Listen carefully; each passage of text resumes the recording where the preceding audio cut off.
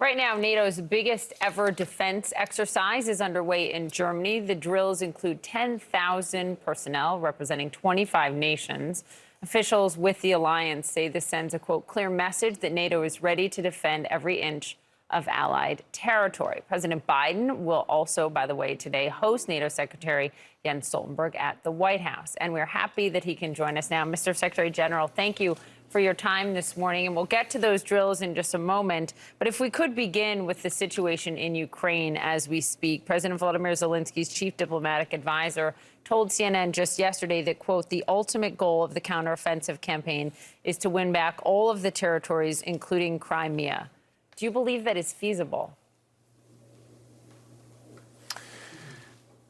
What Ukraine does is to defend their own territory, and the right of self-defense is enshrined in the UN Charter, and they have the right to liberate their own land. And NATO allies are not party to the conflict, but we help them with upholding the right of self-defense. And I think that this offensive, which is difficult and bloody, and it's still early days, but of course, the more land they gain, the more likely it is that President Putin will understand that he has to sit down at the negotiating table and agree to a just and enduring peace in Ukraine. So there's plenty of it on your agenda with President Biden today, but I think one of the most pressing items that, in talking to U.S. officials, European diplomats as well, is trying to figure out who will take your position when you depart. You have been extended. Do you believe that that decision will be made, and it's a collective decision, sometime in the very near future? I have responsibility for almost all decisions in NATO except for one, and that is how to select my successor. My main focus, that's for the 31 allies to decide.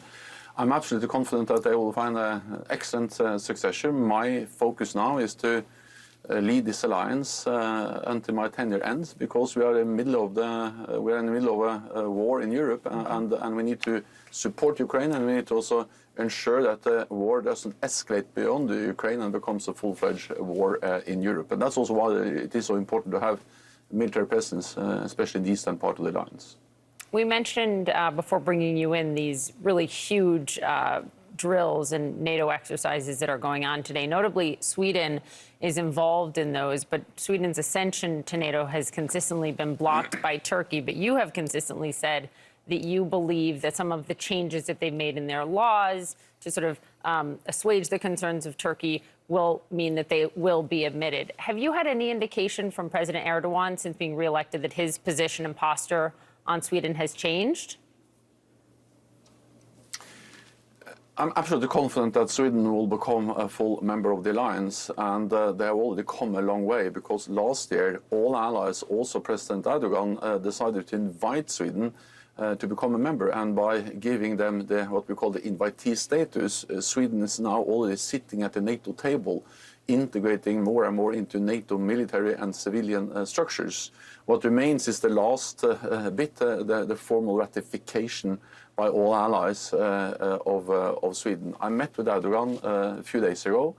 We agreed to convene what we call the permanent mechanism. They are meeting actually this week in Ankara to address the outstanding issues and to do what we can to have Sweden as a full member as soon as possible. So is it your view that Turkey is what needs to give here, or the Turkish government, not Sweden? Sweden doesn't need to do anything more than they've already done. This is something that President Erdogan and his team need to shift on. So my message has been for several months, also in Ankara, that Sweden has delivered on the commitments they made at the NATO summit last year in Madrid. They have lifted all restrictions on arms exports to Turkey, and they have stepped up their efforts to work together with Turkey to fight terrorism, and they have amended the constitution and also strengthened the counter-terrorist laws. But of course, we welcome that we see more activities based on these changes. So we just had this week a new decision to extradite a person connected to PKK, and that proves that Sweden is delivering, and it also shows that Sweden is ready to be fully ratified as a member. All right, Secretary General Jens Stoltenberg, as always, sir, thanks so much.